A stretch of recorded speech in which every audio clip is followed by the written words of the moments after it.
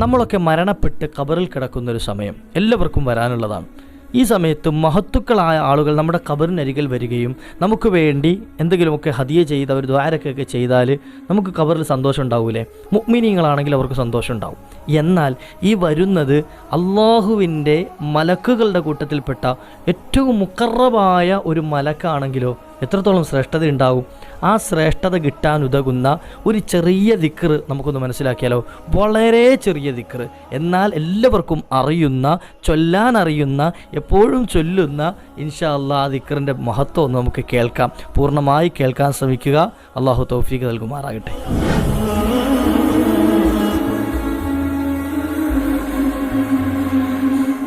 അസ്സലാമു അലൈക്കും വറഹ്മത്തുള്ളാഹി വബറകാതുഹു. ബിസ്മില്ലാ വൽഹംദുലില്ലാ വസ്സലാത്തു വസ്സലാമു അലാ അഷ്റഫി റസൂലില്ലാ.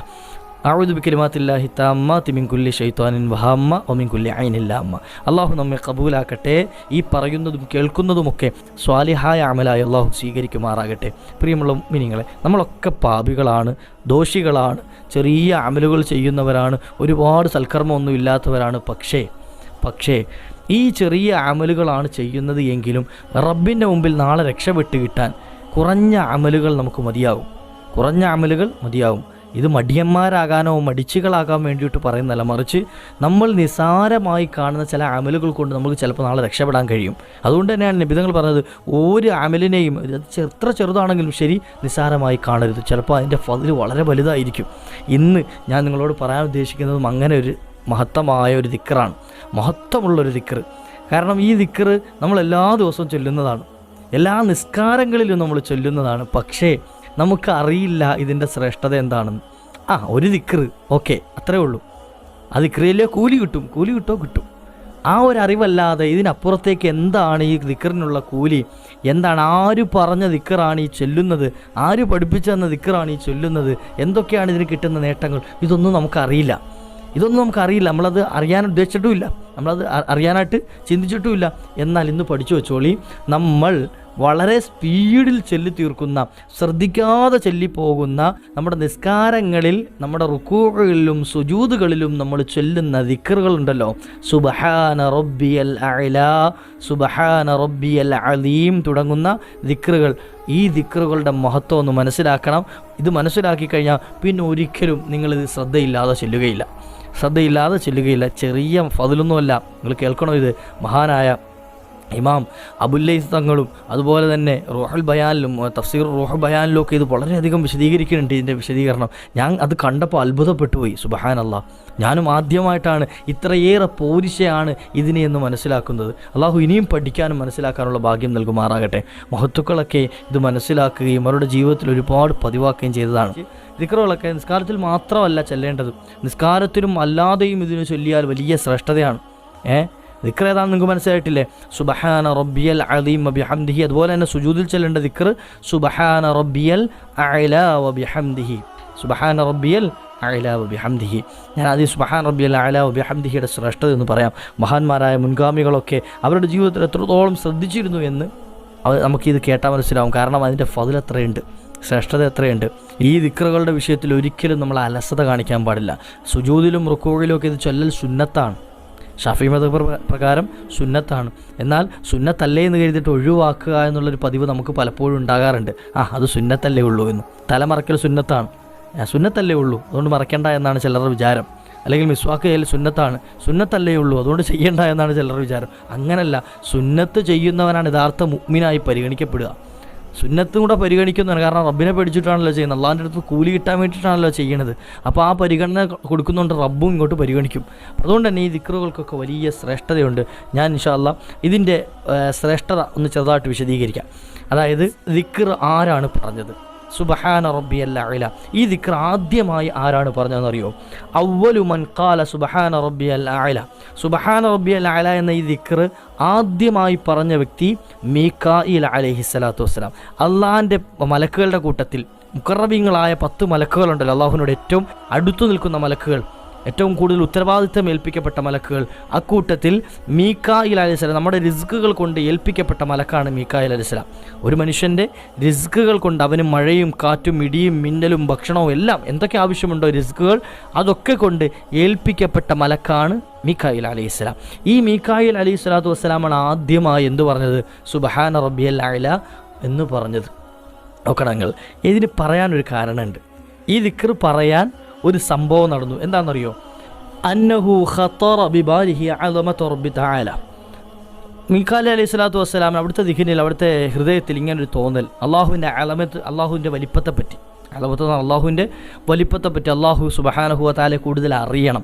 അതിനെ സംബന്ധിച്ച് ഇങ്ങനൊരു ചിന്ത കൽബിൽ വന്നു. ഫഖാല യാ റബ്ബ്, ആര് പറഞ്ഞു? മീക്കായിൽ അലൈഹിസ്സലാത്തു വസ്സലാം റബ്ബിനോട് ചോദിക്കണം, അല്ലാഹുവേ അഅ്തിനി ഖുവ്വതൻ, എനിക്കൊരു കഴിവ് നൽകണം, എനിക്ക് ഒരു കഴിവ് നൽകണം. എന്ത് കഴിവ്? ഹത്താ അൻദുറ അളമത്തിക വ സുൽത്താനിക്, എനിക്ക് നിൻ്റെ ആ വലിപ്പവും നിൻ്റെ ആ അധികാരവും ഒക്കെ ഒന്ന് അറിയാൻ വേണ്ടിയിട്ട്, നിന്നെപ്പറ്റി കൂടുതൽ അറിയാൻ വേണ്ടിയിട്ട് കുറച്ച് കഴിവ് എനിക്ക് കൂടുതൽ നൽകണം. ഇപ്പോൾ ഉള്ളതിനേക്കാൾ കൂടുതൽ കഴിവ് എനിക്കൊന്ന് നൽകണം റബ്ബേ. അങ്ങനെ ഫഅഅതാഹു, അദ്ദേഹത്തിന് റബ്ബ് സുബ്ഹാനഹു വ തആല കൊടുത്തു ഖുവ്വത അഹ്ലിസ് സമാവാത്ത്, ആകാശങ്ങളിൽ വസിക്കുന്നത് മലക്കുകൾ മുഴുവൻ, അവരുടെ മുഴുവൻ ആ ഒരു കഴിവിനെയും ആർക്ക് കൊടുത്തു?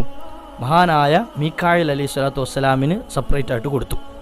എന്നിട്ടോ ഫത്താറ 5000 സനത്ത്, അദ്ദേഹം 5000 വർഷം പറന്നു. അള്ളാഹുവിൻ്റെ അളമത്ത് മനസ്സിലാക്കാൻ വേണ്ടിയിട്ട് എന്ത് ചെയ്തു? 5000 സനത്ത്, അതായത് 5000 വർഷം അദ്ദേഹം പറക്കുകയുണ്ടായി.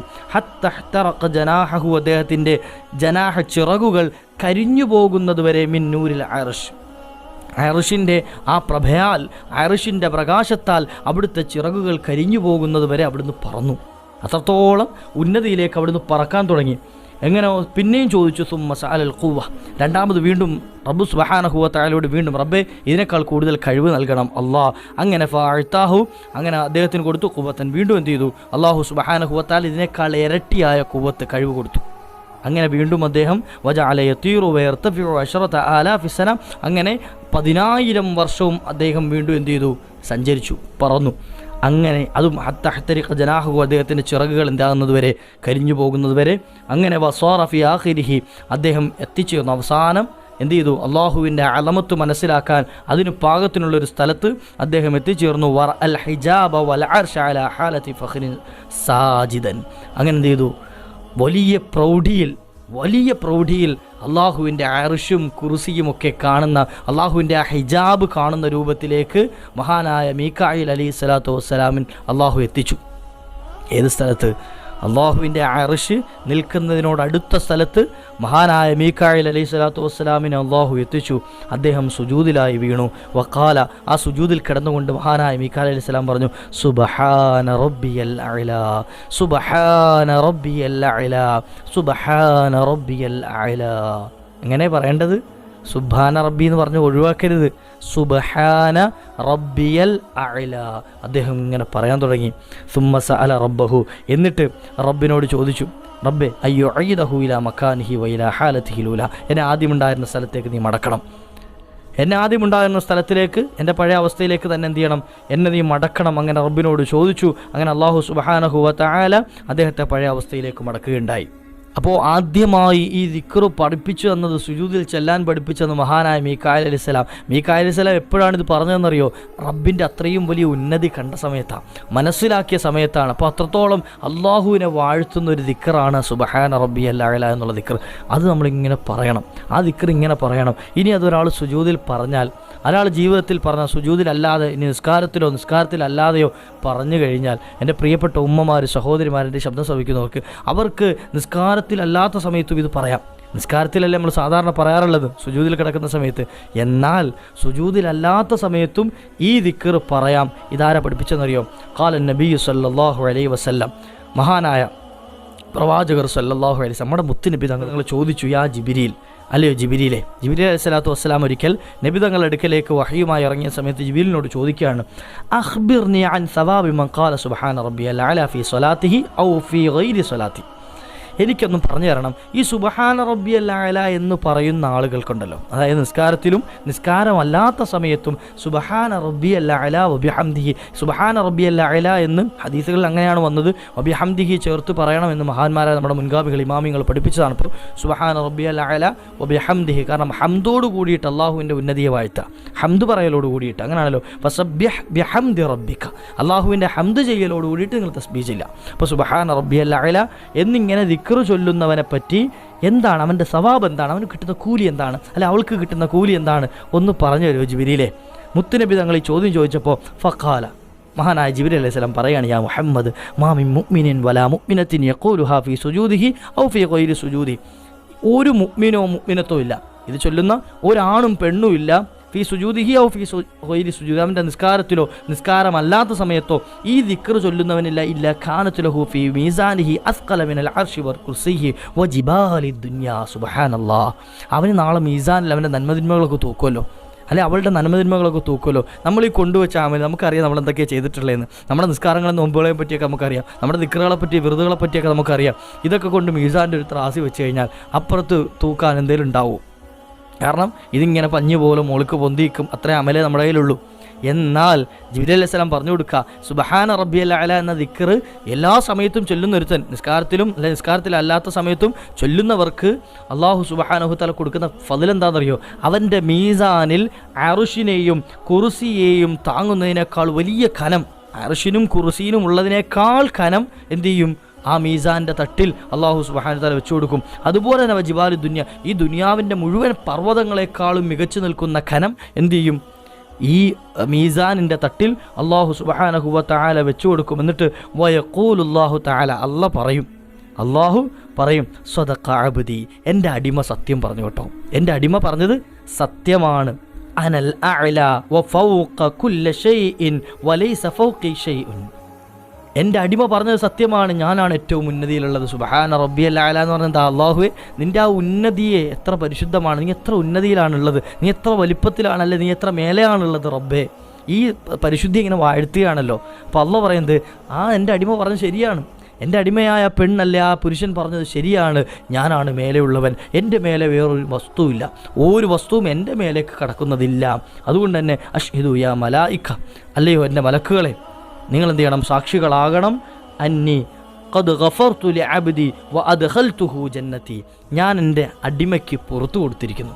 നിങ്ങൾ സാക്ഷികളാണ്, മലക്കുകളെ വിളിച്ചിട്ട് അല്ലാഹ് പറയാണ്, നിങ്ങൾ സാക്ഷികളാണ്, ഞാൻ എൻ്റെ ഈ അടിമയ്ക്ക്, എൻ്റെ ഈ ദിക്ർ ചൊല്ലിയ സുബ്ഹാന റബ്ബിയൽ അഅല എന്നെ വാഴ്ത്തി പറഞ്ഞ ഈ അടിമയ്ക്ക് ഞാൻ പുറത്തു കൊടുത്തിരിക്കുന്നു, അവൻ്റെ ദമ്പുകൾ മുഴുവൻ, പാപങ്ങൾ മുഴുവൻ ഞാൻ പുറത്തു കൊടുത്തിരിക്കുന്നു. വ അദ്ഖൽതുഹു ജന്നതി, അവനെ ഞാൻ എൻ്റെ സ്വർഗ്ഗത്തിൽ പ്രവേശിപ്പിച്ചിരിക്കുന്നു. അവനിവിടെ ചോദ്യം പറച്ചിലൊന്നുമില്ല, വേറെ പറച്ചിലും കാര്യങ്ങളൊന്നുമില്ല, അവനെ സ്വർഗ്ഗത്തിൽ കടത്തിയിരിക്കുന്നുവെന്ന്. ഇനിയോ ഇത് അള്ളാഹു കൊടുക്കും നാളെ മഹ്ശറിൽ ചെല്ലുന്ന സമയത്ത്. നാളെ മഹ്ശറിൽ ചെന്നിരിക്കുന്ന സമയത്ത്, നന്മതിന്മകൾ തൂക്കുന്ന സമയത്ത് അള്ളാഹു കൊടുക്കുന്ന ഓഫറാണ്. അള്ളാഹു നൽകുമാറാകട്ടെ, ഒരുപാട് ചെല്ലാൻ അള്ളാഹു തൗഫീഖ് നൽകുമാറാകട്ടെ. അതോടൊപ്പം ഇനി ഇവൻ മരണപ്പെട്ട് മണ്ണറയിൽ കിടക്കുന്ന സമയത്ത്, വൈദാ മാത, അവൻ മരിച്ചു, എന്നിട്ടോ അവൻ മണ്ണറയിൽ കബറിൽ കിടക്കുകയാണ്. ആ സമയത്തോ സാറ മീകായിൽ അലൈഹിസ്സലാത്തു വസ്സലാം, മീകായിൽ അലൈഹിസ്സലാത്തു വസ്സലാം അവനെ വന്ന് സിയാറത്ത് ചെയ്യും. എന്നെങ്കിലുമല്ല, എപ്പോഴെങ്കിലുമല്ല, മറിച്ച് കുല്ല യൗമിൻ, എല്ലാ ദിവസവും മീകായിൽ അലൈഹിസ്സലാം നമ്മുടെ അടുക്കൽ വരുമെന്ന്. മീകായിൽ അലൈഹിസ്സലാം വരുന്നത് എന്തിനാ? എന്നെ സിയാറത്ത് ചെയ്യാൻ, എൻ്റെ ഖബർ സിയാറത്ത് ചെയ്യാൻ വന്നിട്ട് എന്ത് ചെയ്യും? റബ്ബേ, ഇവന് പുറത്തു കൊടുക്കണം, ഇവൻ്റെ കാര്യങ്ങൾ നീ ഏറ്റെടുക്കണം, ഖബർ വിശാലമാക്കി കൊടുക്കണം, സ്വർഗ്ഗമാക്കി കൊടുക്കണം. ഇങ്ങനെ ദ്വാരക്ക നമുക്ക് വേണ്ടി നമ്മളെ സിയാറത്ത് ചെയ്തിട്ട് എന്ത് ചെയ്യും? നമുക്ക് വേണ്ടി ദുആ ഇറക്കും. ഫഇദാ കാന യൗമൽ ജുമുഅ, എന്നിട്ടോ പ്രത്യേകം ഒരു ദിവസം പരിഗണിച്ചിട്ട്, ജുമുഅ ദിവസം, എല്ലാ ദിവസവും വരും, അക്കൂട്ടത്തിൽ ജുമുഅ ദിവസം മഹാനായ മീകായിൽ അലൈഹിസ്സലാത്തു വസ്സലാം വരും. ഹമലഹു അലാ ജനാഹിഹി, അവനെ, ആ വ്യക്തിയെ, ആ സുബ്ഹാന റബ്ബിയൽ അഅല എന്ന ദിക്ർ അധികമായി ചൊല്ലിയ വ്യക്തിയെ, ആണാകട്ടെ പെണ്ണാകട്ടെ, മീകായിലിൻ്റെ ചിറകിൽ മീകായിൽ ഉയർത്തും, മീകായിൽ കൊണ്ടുപോകും. ഫയുവഫിഖുഹു ബൈന യദയില്ലാഹി തആല, അല്ലാഹുവിൻ്റെ സമക്ഷത്തിൽ കൊണ്ട് നിർത്തിയിട്ട് പറയും, ഫയഖൂലു യാ റബ്ബി ശഫിഅനി, അല്ലാഹുവേ ഇവനെ ശുപാർശ ചെയ്യണേ അല്ലാഹ്, ഇവൻ്റെ വിഷയത്തിൽ നീ എൻ്റെ ശുപാർശ സ്വീകരിക്കണേ അല്ലാഹ്, ശഫിഅനി ഫീഹി, ഇവൻ്റെ വിഷയത്തിൽ അല്ല ഇവളുടെ വിഷയത്തിൽ എൻ്റെ ശുപാർശ നീ ഒന്ന് സ്വീകരിക്കണം, കാരണം നിൻ്റെ അളമത്ത് കണ്ടവനാണ് ഞാനതുകൊണ്ട് ഈ വ്യക്തിക്ക് വേണ്ടി, ഇത് ചൊല്ലിയ വ്യക്തിക്ക് വേണ്ടി നിന്നോട് ശുപാർശ ചെയ്യുകയാണ്, സ്വർഗ്ഗത്തിൽ കടത്താൻ വേണ്ടിയിട്ട് ഒന്ന് സ്വീകരിക്കണേ എന്ന് റബ്ബിനോട് കെഞ്ചുന്ന സമയമുണ്ടാകും. കാരണം നമുക്ക് വേണ്ടി, ആർക്ക്? സുബ്ഹാന റബ്ബിയൽ അഅല എന്ന ദിക്ർ ചൊല്ലുന്നവന് വേണ്ടി. എന്നിട്ട് പറയും, അള്ളാഹു പറയും, ഫയഖൂലു, റബ്ബ് പറയും, ഷഫഅതുക ഫീഹി, അവൻ്റെ വിഷയത്തിൽ നിൻ്റെ ശുപാർശ ഞാൻ സ്വീകരിച്ചിരിക്കുന്നു. അവൻ്റെ വിഷയത്തിൽ, അവളുടെ വിഷയത്തിൽ നിൻ്റെ ശുപാർശ ഞാൻ സ്വീകരിച്ചിരിക്കുന്നു എന്ന് മീഖായിലിനോട് എന്നിട്ട് പറയും ഇദ്ഹബ് ബിഹി ഇലൽ ജന്ന, അവനെ നീ സ്വർഗത്തിലേക്ക് കടത്തിവിട്ടോ, സ്വർഗത്തിലേക്ക് കൊണ്ടുപോയിക്കോ ആളെ. ആരാണെങ്കിൽ ഫാത്തിമയും കൊണ്ട് സ്വർഗത്തിൽ പോയിക്കോ, സൈനബയും കൊണ്ട് സ്വർഗത്തിൽ പോയിക്കോ, മുഹമ്മദിനെയും കൊണ്ട് സ്വർഗത്തിൽ പോയിക്കോ. ഇങ്ങനെ എന്ത് ചെയ്യും? നമ്മുടെ പേരെടുത്ത് പറഞ്ഞ അല്ലാഹു സുബ്ഹാനഹു വ തആല മീഖായിലിനോട് സ്വർഗത്തിൻ്റെ വാതിലുകൾ കാണിച്ചു കൊടുക്കും. കദാ ഫി റൂഹിൽ ബയാൻ ഫി സൂറത്തുൽ അഅല. സൂറത്തുൽ അഅല എന്ന സൂറത്തിൻ്റെ വിശദീകരണം നമുക്കറിയാം, സബ്ബിഹിസ്മ റബ്ബിക്കൽ അഅല.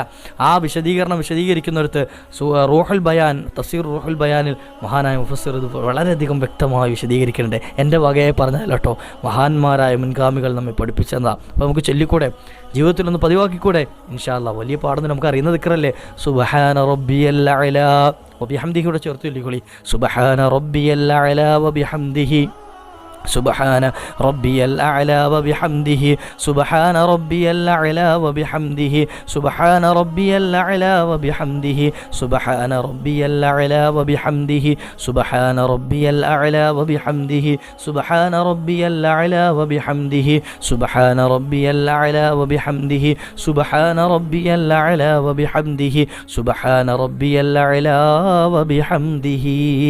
അള്ളാഹു സ്വീകരിക്കട്ടെ, കബൂലാക്കുമാറാകട്ടെ. ഒരുപാട് ജീവിതത്തിൽ ചൊല്ലാൻ അള്ളാഹു ഭാഗ്യം നൽകട്ടെ. മഹാനായ മീഖായിൽ അലൈഹി സ്വലാത്തു വസ്സലാം അടക്കമുള്ള മുഴുവൻ മാലാഖമാരുടെയും മലക്കുകളുടെയും ശഫാഅത്ത് കിട്ടി മുത്തുനബി തങ്ങളുടെ ശുപാർശയോടുകൂടി സ്വർഗത്തിൽ കടക്കുന്ന മഹാഭാഗ്യവാന്മാരിൽ അള്ളാഹു നമ്മയൊക്കെ ചേർത്ത് തരുമാറാകട്ടെ. വാഖിറു ദഅ്വാനാ അൽഹംദുലില്ലാഹ്. അസ്സലാമു അലൈക്കും വറഹ്മത്തുള്ളാഹി.